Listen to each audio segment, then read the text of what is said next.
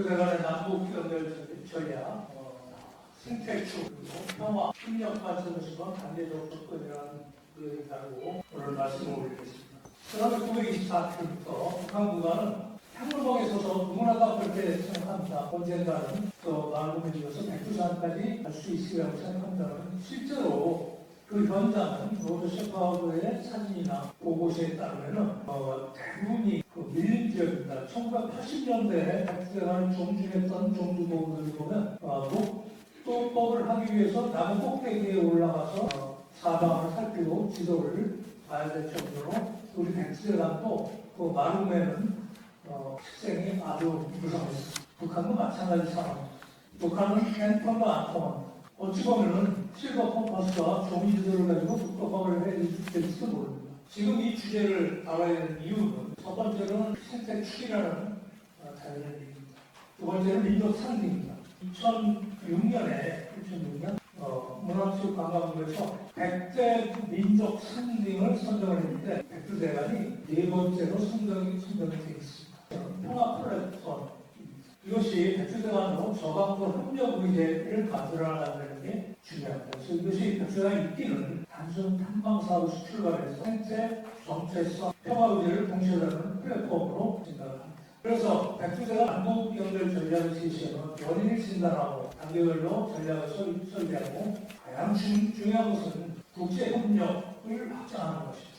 그러나 인식의 차이가 있습니다. 남한은 백두대간이라고 부르는 이 산줄기를 북한은 1996년에 백두대 산줄기로 정리했습니다. 식민지 잔재를 청산한다는 것이 가장 강력한 명분이었습니다. 물론 백두 혈통이라는 것도 바탕에 깔려 있었죠. 단지 북한은 그 백두대간을 7개로 나눠서 불을 뗍니다. 그래서 이런 인식 차이를 해소하는 것은 협력이 있어야만 가능합니다.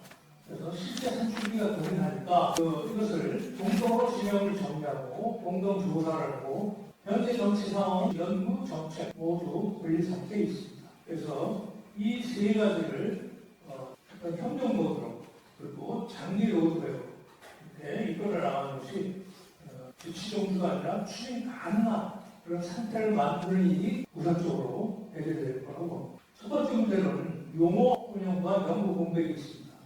남한에서는 태백산맥이라고 학계에서 가르치고 있습니다. 백두대간은 사실 1910년에 일제강점기 시작되면서 금지된 백두산 중심으로 개념되었습니다. 마침 올해 교과서는 아닌다는 초등학교 5학년대학교 사회과 교사 지도서에 이 백두대간이 두 쪽에 걸쳐서 추가가 됐습니다. 그 다음에 연구 부족은 북한 백두대간을 가겠다고 하지만 지명이나 노선, 안전거리 자유 이런 것들이 전반식입니다. 2001년에 이항기 시인이 북한 쪽 백두대간을 지도에서 걷다라는 책이 나옵니다. 98년부터 2000년, 3년 정도에 걸쳐서 연재했던 글을 1대 5만 지형도의 그 구간을 표시해서 나온 게 최초이자 자료가 없는 시점입니다. 우리 남한 중심 서사관에서 구슬을 밀다든가 종주도의가 추상적 구호에 머물 위험성이 있습니다. 제도에서는 컨트롤 타워가 없습니다. 백두대간법 11조에 백두대간위원회를 국무총리를 위원장으로 해서 두게 되어 있습니다. 이게 나중에 국무조정실로 옮겨졌고 결국은 이 백두대간법 11조가 폐기됐고 백두대간 보호위원회도 없어졌습니다. 그러니까 어떤 문제가 생기냐면 초광역 백두대간 종합계획이 국토부에서 나왔을 때 백두대간 보호지역의 핵심 지역, 그 중에서도 지리산의 벽소령에 콘크리트 포장도로를 놓겠다는 계획이 국토부 계획에 나옵니다. 실천과의 협의가 없고 만약에 백두대간 보호위원회가 있었다면 그런 엉터리 계획은 안 나왔을 겁니다. 그래서 통일부, 산림청, 문화관광부, 관광부, 그 다음에 인구 관련해서 이건 이제 행안부가 되겠죠. 백두대간 보호지역이 나발에 6개도 32기순 108개 읍면동이 지나가는 백두대간 보호구역, 핵심구역 87개 읍면동이 인구 소멸 위험지역입니다. 이건 앞으로 점점 더 확대돼 나갈 추세고 그래서 이런 문제를 아우르는 요청안의 이견도 조정하고 특히 남북 협의 협력에 관해서 앞장서서 나설 수 있는 사령탑이 없다는 게 큰 문제점이 되겠습니다. 이 접근성이라는 것, 종주 가능성, 이건 저는 이 백두대간 마을 시도에서 걸을 수도 있고 인도 플라밍을 할 수도 있습니다. 그러나 이 북한의 그 접근 체계 보면은 도로, 대중교통, 안내 체계가 대단히 제한됩니다. 로드 셰퍼드가 52개의 북한의 백두대간 산을 올라갔습니다만 현재 안내인 산중 직원 이런 여러 사람들의 안내 없이는 접근 자체가 어렵고 도로가 굉장히 비만하고 끊어지고 하는 그런 도로들에서 어렵다는 점. 그 다음에 한강내 동선, 구조 체계, 안전관리 기준 이런 걸 확인할 수가 없습니다. 그러나 북한은 전혀 없는 미지에 따릅니다. 그래서 길이 있느냐보다 사실은 백두대간 북한 구간을 운영 가능한가 이런 인프라의 현실이 있습니다. 그다음에 외교적인 문제로서 북한이 현재 국제 제재를 받고 있고 신뢰력이 있고 그다음에 좀 전에 말씀드렸다시피 현장 협력에 제약이 있습니다. 조사 장비, 이동, 교육 이런 것들 사실은 외교 항목과 연결이 됩니다. 결국은 정치 문제로 비례되고 처음부터 종주 의제를 직접 밀어붙이기보다는 제재와 무관한 저항과 협력부터 설계하는 것이 맞다고 봅니다. 그래서 종합적으로 정리하면 학술, 제도, 시대, 외교 이런 복합 구조 문제가 이런 한 문제만 해결해서는 되지가 않고 그리고 기존 논의가 가능성을 강조했다면 저는 이 연결이 멈추는 문제를 구조적으로 설명하고자 했습니다. 그래서 먼저 정치 민감도가 낮은 단계부터 하나씩 빌더 쌓아올리는 것이 해결 전략으로 봤습니다. 가장 먼저 학술 표준화 사업입니다.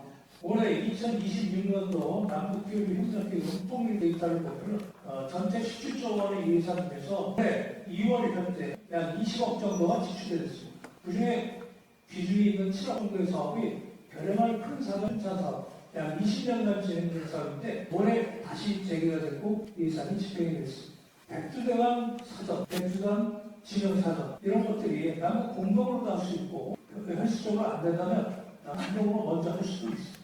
그다음에 시범 연결은 관리 가능한 부분 예를 들어서 한동안 개방됐던 금강산 외부 대량에서 비를 먹어서 원정량까지 이 백두대간 마을 이런 것들이 중요하다고 생각합니다. 또 하나는 북한에서 아주 시계를 비워서 국제적인 관광지를 조성한 삼지연 비행장 공항도 있습니다. 노무현 정부 시절에 아스팔트를 공부해서 새로운 활주로까지 깔아준 공항이 있습니다. 이 삼지연 선서부터 연주공과 분수령과 백두산 정상에 오르는 이 시범 구간도 가능하리라고 합니다.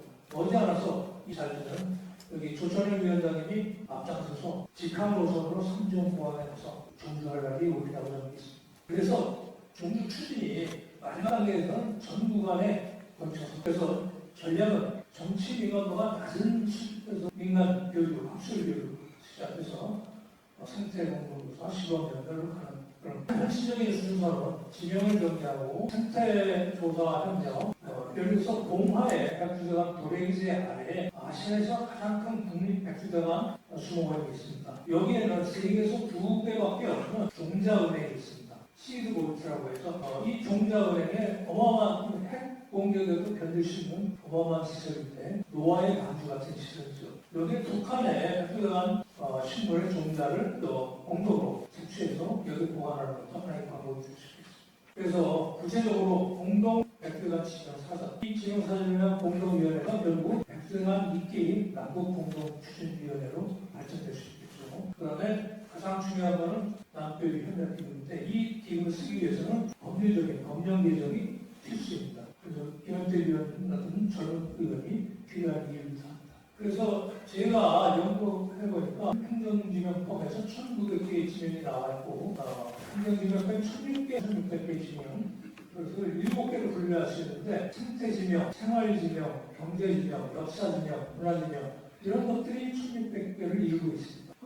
그런 지명들은 우리의 생활사, 남북 공통의 생활사, 역사적인 기업 공간의 증거로서 그런 지명들이 있다는 걸 제가 연구에서 정리한 게 또 있습니다. 그래서 이것을 하나의 지도로 만들어봤습니다. 저는 유라시아 생태축을 K-스파인 한반도의 등축 이상을 백두대간이라고 하는데 요새 K-컬처, K-마운틴이 대세 아닙니까? 그래서 저는 K-스파인이라는 개념을 한번 만들어봤습니다. K-스파인은 생태축이자 또 문화축이자 역사축이자 마지막으로 평화축을 이루는 4개의 축으로서 K-스파인을 제시합니다. 평화협력 네트워크 이런 것들이 백두대간에서 유라시아를 건너서 이어지는 그런 개념을 이거는 이제 시범적으로 모식적으로 만들어 본 겁니다.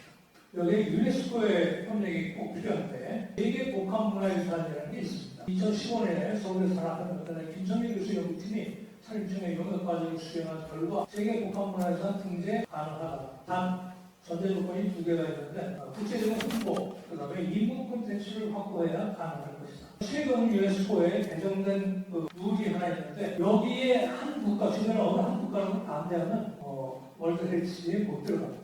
그래서 꼭 북한의 협력이 필요하기 때문에 복합문화유산은 상당한 시간이 걸립니다. 그런데 오른쪽에 세계기록유산, 백두대간의 지명 역사 문화를 고문화 문서 기록 차원에서 등재시키는 건데 지금 이건 저희 백두대간 일대 구전에서 시작했습니다. 오는 6월 5일 국가유산처의 워크숍에 참가하고 이게 이제 선정이 되면은 국내 선정이 되면 앞으로 2년 동안의 대상정에 들어갑니다. 15단계 거친 심사를 받아야 됩니다. 저는 백두대간 기록물, 특히 산정표를 이 월드 헬리티지에 등재되는 걸로 준비를 하고 있습니다. 산림청에서도 2026년부터 10년 동안 백두대간 기본계획을 올해 발표했는데 그 중에 하나가 백두대간 기록물의 세계기록유산 등재입니다. 그래서 정책제안 4가지를 말씀드리고 발표를 끝내도록 하겠습니다. 먼저 법령 개정이 잇따라야 됩니다. 현재 백두대간 보호법은 1대가 13정맥 가운데서 남한의 2정맥과 백두대간만을 대상으로 하고 있습니다. 그래서 백두대간 보호법 시행령 내정으로 북한의 1대가 4정맥 역시 백두대간 보호법의 대상이 될 수 있도록 해야 됩니다. 두 번째로 통일부가 중심되고 남북교류 협력기구 활용을 해서 국토부, 문체부, 관광부, 산림청 이름을 모아서 학술교육부터 시작해서 민간교육, 그 다음에 한반도 생태 추로서 북한 백두대간에 대한 생태 조사가 이루어져야 됩니다. 그러기 위해서는 백두대간 인기, 남북 공동 추진회가 구성이 됩니다. 그 다음에 제일 중요한 것은 이런 일들이 이루어지기 위해서는 보호법만으로 부족합니다. 보호법은 백두대간 핵심 구역에 발전기를 국책사업으로 설치해야 됩니다. 실제로 백두대간 다음에 핵발전기 설치되고 있습니다. 거기에 고압선을 보내야 됩니다. 용인에 반도체 클러스터에 전기를 보내야 된다. 백두대간 넘어서 고압선으로는 지나가야 됩니다. 그렇기 때문에 백두대간 특별법, 특히 북한까지 남북 공동의 어떤 일을 한다 했을 때 그걸 백업해 줄 수 있는 특별법 제정이 필요하고 국무조정실 산하가 아니라 대통령 직속 이 힘을 쓸 수 있습니다. 정부 구청은 이해 조정도 가능하고 그래서 이 특별위원회를 백두대간위원회를 설치하고 민간 부분의 학식과 동방인문을 위원장으로 모셔서 각 분야 전문가들이 활동할 수 있는 자리를 마련하는 것이 제 선택지안의 세 번째. 그다음에 입법부 차원에서는 국회 내 백두대간 포럼 같은 기구를 만들어서 한민족 백두대간 인기 사업 미래가치 실현을 하기 위한 입법 활동, 또 준비 활동, 지속적으로 활동이 필요합니다.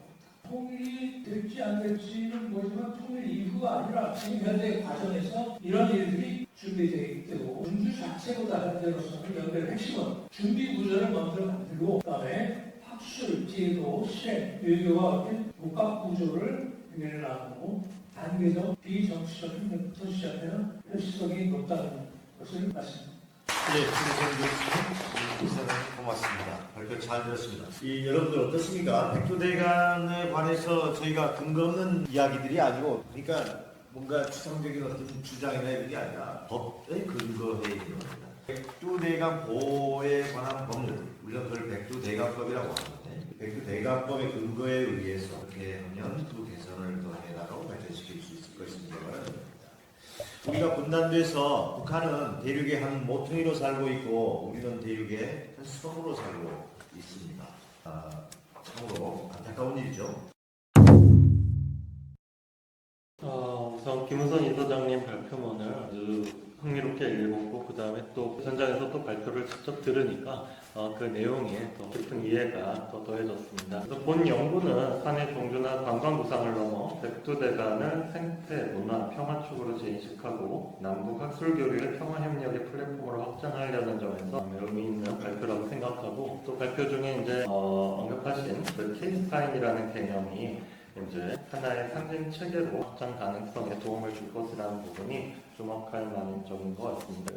정책적인 부분에 이런 이론적 담론, 그 다음에 실제적인 이제 어떻게 확장이 될 수 있는가에 대한 부분들을 구체적으로 또 제시해준 부분까지 읽어보다 보니까 이게 더 넓은 분야로 이 계획을 가지고 계시구나 이런 이제 생각을 하게 됐습니다. 이 중에서 일단 중요한 몇 가지만 일단 짚어서 얘기를 하겠습니다. 먼저 첫 번째가 본 발표가 이제 이상적인 통일 담론에 머물지 않고 실제 남북 산학교류의 사례와 그다음에 사회문화 협력 경험을 토대로 단계적 접근 전략을 제시하고 있다는 점에서 의의가 있습니다.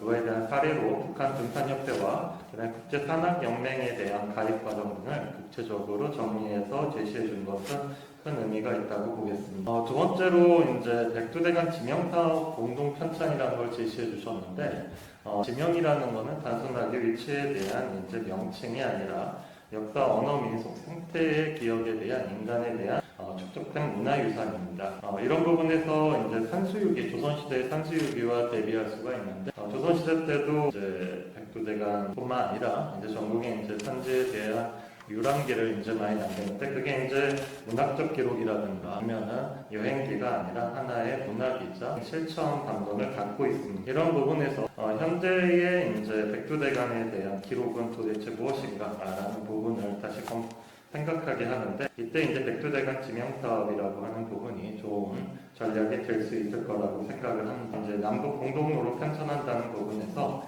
북한의 참여를 또 이끌어낼 수 있다는 점에 의의가 있다고 봅니다. 그러나 이제 몇 가지 이제 보완될 부분도 있는데 현재 남북 관계가 앞서 이제 발표도 하셨지만 지금 적대적 두 국가론 이후에 많이 제약된 상황입니다. 그래서 이런 이제 전략들이라든가 그다음 사업들이 지속되기 위해서는 어떤 이제 세밀한 전략이 필요한가를 조금 더 자세히 접근을 해주셨으면 좋겠습니다. 그 다음에 두 번째로는 국제사회로 이제 확장하려고 하는 부분을 많이 언급을 해주셨는데 이 또한도 유네스코, 그 다음에 세계자연보존연맹, 그 다음에 국제산학연맹 등 이런 부분의 이제 연계 방안 등을 보다 구체적으로 보완될 연계 방안이 보완될 필요가 있다고 봅니다. 마지막으로도 이제 대통령 직속 백두대간위원회 신설, 남북공동추진위원회 구성 등을 제안해 주셨는데 이런 부분들은 사실 부처 간의 권한 조정하고 예산 확보 문제가 길을 이어야지만이 현실적인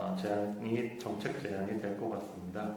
이런 부분도 연구의 마무리로 좀 더 보완을 해주셨으면 합니다. 그럼에도 불구하고 본 발표가 백두대간을 단순한 자연지리가 아니라 분단된 한민족의 생태 문화의 척추로 재조명하고 있다는 점에서 중요한 의의를 가집니다.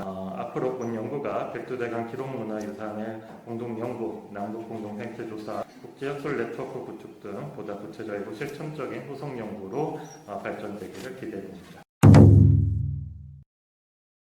공간은 인식을 형성시키기도 합니다. 자녀분들에게 그리고 여러분 스스로도 생각해 보십시오. 지금 배를 타고 우리가 이태리에 로마를 간다고 해보십시오. 여러분들 배를 타고 어디까지 갈 수 있는지 그림이 그려지시는지요? 아니면 1930년대 윤신덕은 용산역에서 기차를 타고 파리까지 갔습니다. 윤신덕의 머릿속에서는 파리까지 가는 그 그림이 명확하게 그려졌을 것입니다. 우리도 그렇습니까? 조금 전 김우선 이사장님께서 케이스파이 유라시아 이 생태축을 말씀하실 때 저는 웅대함을 느꼈고 다시 한번 그 멀고도 긴 거리지만 우리가 거기까지 섭렵해서 공간의 인식지평이 넓어졌습니다. 제가 오늘 이용규 교수님이 써오신 글인데 간단하게 산악관광 거버넌스 구성과 백두대간 연계는 확장적 추진이라고 하는 이용규 교수는 관광학 박사입니다. 이 거버넌스 구성이라고 하는 것은 산악관광을 중심으로 해서 거버넌스를 만들었으면 좋겠다라고 하는 겁니다. 지리산에서 백두산까지 이른바 마루군이라고 하는데 1625km라고 하죠. 근데 동서독이 국경이 1393km. 그건 더 길어요. 어디가. 지금 동서독 국경은 통일하고 나서 그린네스반트, 분트라고 하는 NGO가 그린네스반트라고 하는 걸 조성을 해가지고 생태축을 연결을 했죠. 그게 지금은 유럽의 생태축으로까지 발전되어 있습니다. 하나의 중요한 모델이 또 우리에게도 백두대간을 연결한다면 아까 케이스파인처럼 유라시아 대륙으로 연결된 좀 더 독일보다도 유럽보다도 웅장한 그런 개념으로 될 발전시킬 수 있는 것 아니냐. 그런 측면에서 알프스 초경 트레일 같은 경우는 참고할 만하다라고 하는 생각이 들었습니다. 백두대간 입계 실행 방안 중에서 시범 구간인데요. 주로 북한 지역을 설명을 해놓으셨어요. 삼지연 공항에서 천지에 이르는 구간, 총 4개를 이제 한번 가는 구간으로 찍어 놓으셨는데요. 두 번째는 이 세포등판 지구라고 있는데 세포등판 지구 일대에 백두대간 마르금 확인 구간, 그 다음에 금강산 구간, 그 다음에 장백정간 시동점 확인을 위한 현장 답사관, 이런 식으로 단계별로 가야 된다 그러면서 북한 지역에 4개 정도를 꼽아 놓으셨습니다. 황우성 교수님께서 잘 설명해 주셨습니다. 북한이 헌법을까지 통일을 관련된 부분 삭제를 했기 때문에 사실상 북한의 최고 지도자도 통일에 기하기 쉽지 않게 되었습니다. 그래서 개인적으로 봤을 때는 조선의 이사장님께서 조금 더 기다리셔야 될 것 같은 그런 느낌도 있습니다. 근데 중요한 거는 또 저희가 또 기회 요인도 봐야 되지 않습니까? 그리고 잘 아시겠지만 북한이 남북관계는 특수관계거든요. 통일을 지향하는 과정에서 잠정적으로 특수관계를 유지한다 이런 우리가 또 규정도 있고 또 법의 제도도 있습니다. 네, 그것을 국가 대 관계로 하에서 국익에 따라 가겠다는 게 북한 입장이거든요. 근데 그것이 당분간 변하지 않을 것 같습니다만은 기회 요인은 항상 북한은 대통령이 얘기하는 게 대해서는 답을 해요.